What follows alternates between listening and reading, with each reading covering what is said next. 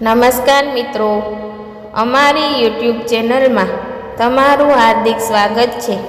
જો અમારી ચેનલમાં નવા હો તો લાઈક, શેર, સબસ્ક્રાઈબ જરૂર કરી દેજો। તો આજે આપણે એક સરસ મજાની કહાની વિશે જાણીશું।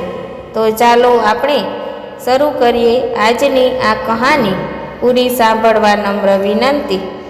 માવડીનો ખોડો હાલરડાની હેત ના મોલ અણમોલ। પૃથ્વી પર જન્મ લીધા બાદ બાળક સૌ પ્રથમ મા બોલતા શીખે છે। બાળક સૌ પ્રથમ પોતાની માતાને જ ઓળખતા શીખે છે। આ કુદરતનો ક્રમ છે। જો કે ઘણા એવા લોકો પણ આ દુનિયામાં છે જેઓએ પોતાની સગી જનેતાનો સ્પર્શ કેવો હોય તે અનુભવ્યું નથી, અથવા સમજણા થયા ત્યાં જ માતા દુનિયા છોડીને જતી રહી હતી। અલબત્ત માની ખોટ પૂરવા તેઓના જીવનમાં ઈશ્વરે માતાના રૂપમાં કોઈ બીજાને જરૂર મોકલ્યા છે। મધર્સ ડે નિમિત્તે આવા કેટલાક લોકોને મા વિશે પૂછ્યું ત્યારે તેઓનો એક જ જવાબ હતો, મા વિનાનું જીવન અધૂરું છે। દુનિયાનો સૌથી અમીર આદમી પણ મા વિના સૌથી ગરીબ છે। મા ન હોય તો ઘર એ ઘર ન લાગે। અબજો રૂપિયા પાસે હોય પણ જો મા ન હોય તો અમીર માણસ પણ દુનિયાનો સૌથી ગરીબ હોવાની લાગણી અનુભવે છે।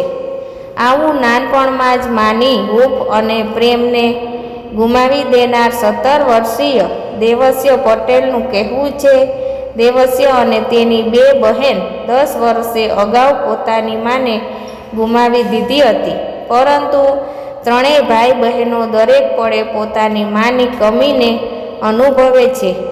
પેટલાદ તાલુકાના ધર્મજ ગામના દેવસ્યની મોટી બહેન પ્રિયંકા પટેલે જણાવ્યું હતું કે અમારી મમ્મીને મેં મોટે ભાગે બેડમાં સૂતેલા અને હોસ્પિટલના ધક્કા ખાતા જોયા છે। અમારી માને કિડનીની બીમારી અને કેન્સર હતું। અમે તેમને દર્દ બીમારી સામે સતત ઝઝૂમતા જોયા છે। 10 વર્ષ સુધી અમારી માતાએ ઘણું દુઃખ અને મુશ્કેલીઓને વેઠી હતી। એક દિવસ મારી માને પોતાનું મોત નજીક દેખાવા લાગ્યું હતું।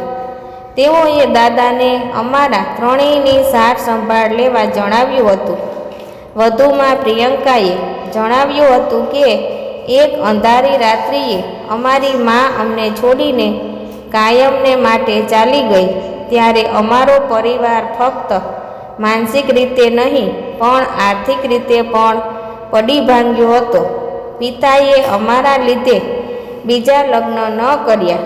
અમે 3 ભાઈ બહેન, પિતા અને દાદા એમ 5 ભેગા મળીને જેમ તેમ ઘરને સંભાળી લીધું હતું। પિતા અને દાદાએ અમને માનો પ્રેમ આપ્યો હતો, છતાં ઘરે કોઈ પ્રસંગ હોય, કુટુંબના બધા લોકો ભેગા થાય કે અમે કંઈ સિદ્ધિ મેળવીએ તો મનમાં થાય કે મા હોત તો કેટલી ખુશ થાત। લાખો રૂપિયા ખર્ચ્યા છતાં માતાને ન બચાવી શક્યા, તેનો વસો હંમેશા રહેશે। અમારી દરેક ખુશીમાં અમે અમારી માને અચૂક યાદ કરીએ છીએ। દેવસ્ય કહે છે, મા વિનાનું ઘર અને પરિવાર સંપૂર્ણ હોતો નથી। ઘરમાં કોઈ મુશ્કેલી ઊભી થાય ત્યારે માની કમીનો અહેસાસ થાય છે। ખુશીની અને દુઃખની દરેક પળે એમ થાય છે કે મા હોત તો સારું થાત। પણ ગમે તેવી પળોમાં અમે ત્રણેય એકબીજાનો સહારો બનીએ છીએ।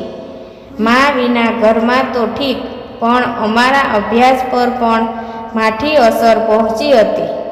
પ્રિયંકા કહે છે કે હું સૌથી મોટી હોવાથી ઘરની અને જમવાનું બનાવવાથી લઈને નાના ભાઈ બહેનને સાચવવાની જવાબદારી નાનપણથી જ માથે આવી પડી હતી, એટલે અભ્યાસમાં ધ્યાન આપી નહોતી શકતી અને માંડ પાસ થતી હતી। સમય વીતતો ગયો તેમ પરિસ્થિતિ થોડી બદલાતી ગઈ। આજે હું એસએસસી બાયો ઇન્ફોટેકમાં અભ્યાસ કરું છું. મારી બહેન હેમાની એસવાય બીકોમમાં અને ભાઈ દેવસ્યએ ધોરણ 12 સાયન્સની પરીક્ષા આપી છે.